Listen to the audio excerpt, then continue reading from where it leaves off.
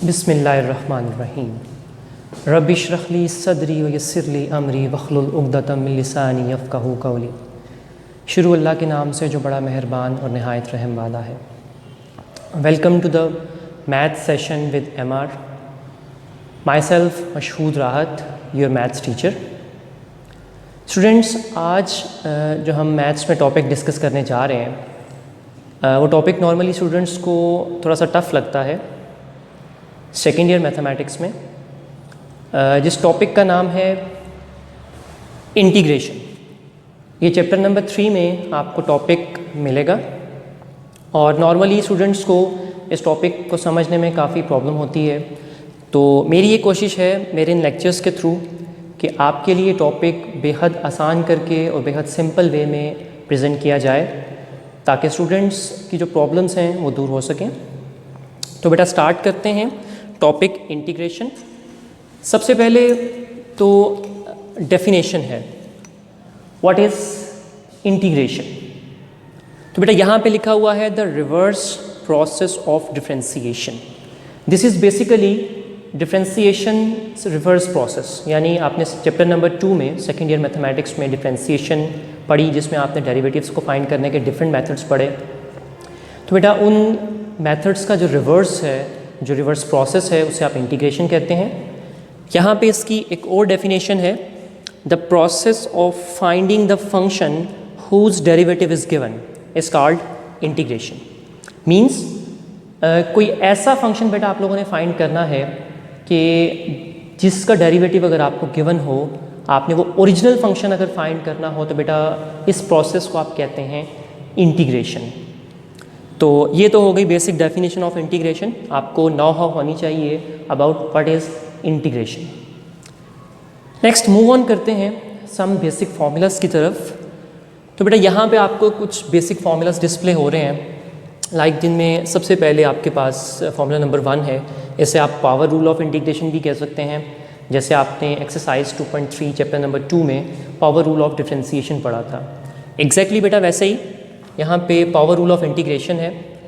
कोई फंक्शन है आपके पास या कोई वेरिएबल है x, आपने इंटीग्रेशन करनी है विद रिस्पेक्ट टू dx। यहाँ पर मैं आपको एक और बात बताता चलूँ, जैसे आपने d/dx और डिफरेंट ऑपरेटर्स पढ़े थे फॉर डिफरेंशिएशन। एग्जैक्टली बेटा वैसे ही यहाँ पे ये सिंबल है इंटीग्रेशन का, ये dx, और ये सिंबल आपके पास ऑपरेटर जो है इंटीग्रेशन का ऑपरेटर है। जहाँ पर भी आपको ये दो टर्म्स नज़र आएंगी, दो ऑपरेटर्स नज़र आएंगे, इट मीन्स हमने जो फंक्शन मौजूद है बेटा उसकी इंटीग्रेशन करनी है। तो सबसे पहले यहाँ पे क्या है कि xn है और यहाँ पे लिखा हुआ है, जब आपने इसकी इंटीग्रेशन करनी है तो इसके लिए बेसिक फार्मूला क्या है कि आपने उस पावर में एक ऐड कर देना है, 1 ऐड कर देना है, और उसी पावर के साथ आपने क्या कर देना है, डिवाइड कर देना है। मीन्स पावर में एक इजाफा करना है और उसी इजाफा शुदा पावर के साथ आपने क्या कर देना है, डिवाइड कर देना है। और बेटा यहाँ पे ये c जो मैंने ऐड किया है इसे कहते हैं constant of integration. This is constant of integration.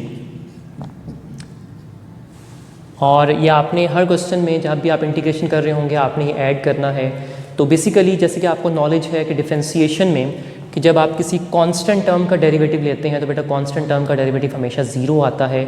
चूँकि इंटीग्रेशन डिफरेंशिएशन का रिवर्स प्रोसेस है तो हम यहाँ पे हर इंटीग्रेशन के एंड पे c ऐड करेंगे। बेसिकली यहाँ पे दो टाइप्स की इंटीग्रेशन होती हैं, दो टाइप्स के इंटीग्रल होते हैं, definite integrals and indefinite integrals. तो हम इनडेफिनेट इंटीग्रल्स में यहाँ पे c ऐड करते हैं और डेफिनेट इंटीग्रल्स में जहाँ पे हमें अपर लिमिट लोअर लिमिट भी दी होती है वहाँ पे हम c ऐड नहीं करते। तो इंशाल्लाह हम इसको डिस्कस करेंगे आने वाली नेक्स्ट एक्सरसाइजेज में। तो यहाँ पर ये हमारा फर्स्ट बेसिक फार्मूला है। अच्छा बेटा, यहाँ पे इस फॉर्मूले के लिए एक कंडीशन है।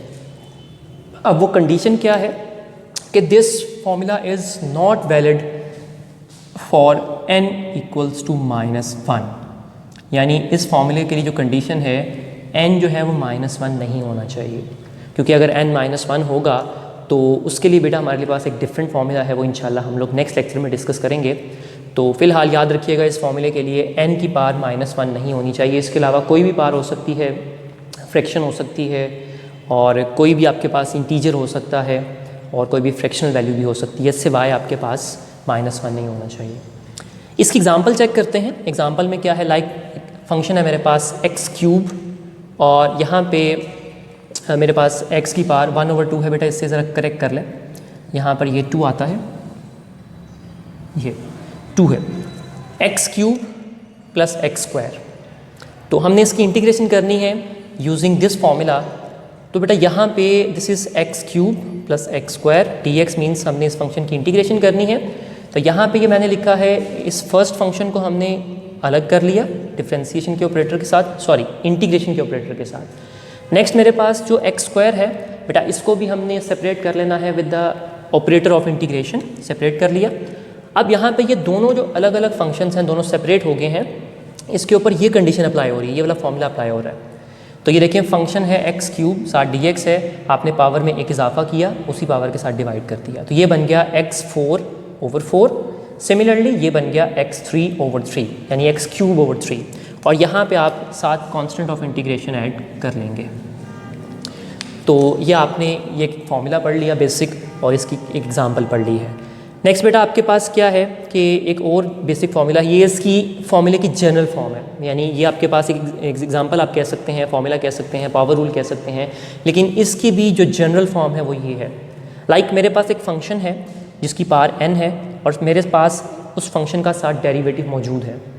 बेटा मुझे क्या करना है, अगर तो डेरिवेटिव साथ मौजूद है, फंक्शन की कोई पावर है, मुझे उस फंक्शन को लिखना है, फंक्शन की पावर में एक ऐड करना है और उसी पावर के साथ डिवाइड कर देना है। ये न्यू पावर आपके पास बनेगी n+1, उसके साथ डिवाइड कर देना है +c। अगेन यहाँ पर भी बेटा सेम कंडीशन है कि this is valid, this is not valid for n = -1, ये कंडीशन याद रखिएगा। तो इसकी भी एक एग्जांपल है मेरे पास, x² + 2x का क्यूब है और साथ मल्टीप्लाई हो रहा है 2x + 2 और dx। तो बेटा यहाँ पे आप देख रहे हैं कि एक फंक्शन है x² + 2x जिसकी पावर 3 है। तो अगर हम चेक करें तो x² का डेरिवेटिव होता है 2 with respect to x, 2x का डेरिवेटिव होता है 2।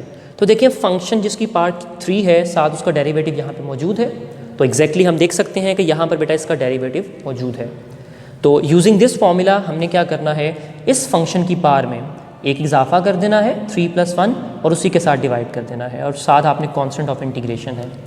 नेक्स्ट आप इसे सिंप्लीफाइड फॉर्म में लिख सकते हैं x² + 2x की पावर 4 डिवाइडेड बाय 4, साथ आप कांस्टेंट ऑफ इंटीग्रेशन ऐड कर सकते हैं। तो ये बेटा आज के लेक्चर के लिए हमारे पास 2 बेसिक फार्मूलाज थे। इंशाल्लाह हर लेक्चर में हम कुछ फार्मूलाज को डिस्कस किया करेंगे, साथ उनकी एग्जांपल्स और साथ कुछ एक्सरसाइज के क्वेश्चन डिस्कस किया करेंगे इंशाल्लाह। और बेटा यहाँ पे देखें एक्सरसाइज 3.2 है। मैंने 3.2 से इसलिए स्टार्ट किया कि बेसिक्स जो हैं वो इंटीग्रेशन के यहाँ से स्टार्ट हो रहे हैं। एक्सरसाइज 3.1 भी है इसमें, लेकिन मैं स्टार्ट करना चाह रहा था 3.2 से। तो यहाँ पे हम देखते हैं सबसे पहला क्वेश्चन है क्वेश्चन नंबर 1 पार्ट नंबर 1। तो यहाँ पे बेटा गिवन है 3x² - 2x + 1, इसकी आपने इंटीग्रेशन करनी है। तो सबसे पहले मैंने क्या किया कि इसके सोल्यूशन में ये जो फंक्शन हमें गिवन है जिसकी हमने इंटीग्रेशन करनी है उसको i के इक्वल लेट कर लिया। i means any integral, let i = this integral. Then हमने क्या किया बेटा, यहाँ पे इन 3 टर्म्स है 1 2 3, इन तीनों टर्म्स को इंटीग्रेशन के ऑपरेटर के साथ बेटा सेपरेट कर लिया है। तो जैसे कि मैंने आपको ये प्रीवियस एग्जांपल्स में भी बताया था, सेम इसी मेथड से। अब यहाँ पे मैंने एक फार्मूला लिख दिया है यूजिंग फार्मूला नंबर 1। आपकी बुक में फार्मूला डिफरेंट हो सकता है, पेपर में आपको चाहिए कि आप फार्मूला कंप्लीट मेंशन करें जैसे कि जो है वो नॉर्मली पेपर्स में किया जाता है क्वेश्चंस में। तो ये है फार्मूला नंबर 1। तो हम ये फार्मूला जो है यहाँ पे मेंशन कर सकते हैं, आप लोग इसमें मेंशन कर सकते हैं। देन हमें क्या करना है कि मुझे इसकी इंटीग्रेशन स्टार्ट करनी है। x² की इंटीग्रेशन क्या होगी, पावर में इजाफा किया उसी पावर के साथ डिवाइड कर दिया, तो ये बन गया x की पावर 2 + 1 / 2 + 1। और राइट साइड पे भी सेम मेथड हमने अप्लाई किया है। x की पावर यहाँ पे 1 थी, मैंने 1 में 1 ऐड किया और उसी के साथ डिवाइड कर दिया, साथ ये 2 एज इट इज़ आ गया यहाँ पे। उसके बाद ये 1 है बेटा, 1 की इंटीग्रेशन मैंने यहाँ पर x लिखी, साथ कांस्टेंट ऑफ इंटीग्रेशन ऐड कर दिया। यहाँ पर बेटा एक बात बड़ी ध्यान से समझने वाली है कि ये मैंने 1 की इंटीग्रेशन x क्यों लिखी। इनकी अब 2 रीज़न्स हो सकती हैं, दोनों तरह से आप समझ सकते हैं। सबसे पहली बात तो ये है, मैं यहाँ पे आपको थोड़ा समझा दूँ कि हमें पता है कि derivative of x with respect to x is 1, ये आप लोगों को पता है। तो आप ये समझ सकते हैं चूँकि इंटीग्रेशन रिवर्स प्रोसेस है तो 1 की इंटीग्रेशन x हो जाएगी, एक इस तरह से आप समझ सकते हैं। दूसरा मेथड क्या है कि यहाँ पे आप 1 की जगह पे बेटा अगर लिख लें x की पावर 0, किसी भी नंबर की पावर, किसी भी वेरिएबल की पावर अगर 0 हो तो बेटा आपको पता है वो 1 के इक्वल है। तो इसके ऊपर अगर आप यही फॉर्मूला नंबर 1 अप्लाई करें इस फॉर्म के ऊपर, ये वाला फॉर्मूला, तो तब भी 0 + 1 1 बन जाएगा, मीन्स x की पावर 1 और 1 के साथ डिवाइड किया तो x की पावर 1/1 इक्वल्स टू x। तो बेटा यहाँ पे देखिए x आ गया। इस तरह से भी आप समझ सकते हैं। ये 2 डिफरेंट मेथड्स हैं, तो इन दोनों मेथड्स के ज़रिए आप इसको समझ सकते हैं। और आगे इसकी सिंप्लीफिकेशन है, ये देखें x³ / 3 - 2x² / 2 + x + c।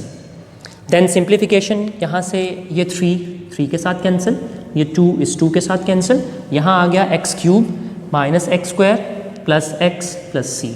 तो ये बेटा हमने इस क्वेश्चन की यहाँ पे इंटीग्रेशन की है। इंशाल्लाह हम नेक्स्ट लेक्चर में जो है वो इनको डिस्कस करेंगे, मज़ीद एग्ज़ाम्पल्स को, मज़ीद क्वेश्चंस को। आज के लिए इतना ही है।